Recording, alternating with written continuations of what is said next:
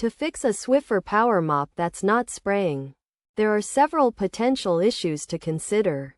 The problems can often be attributed to one of three main causes: battery issues, clogged spray nozzles, or a faulty handle button. To address these problems, start by inspecting the batteries to ensure they are correctly installed, as over time they can become old and depleted.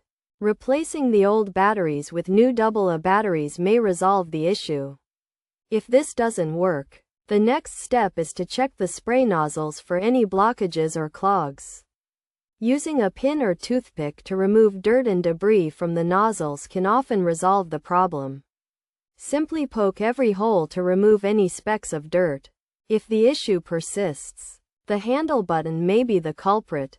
Check to ensure the handle button is responsive, as it functions to activate the cleaning solution.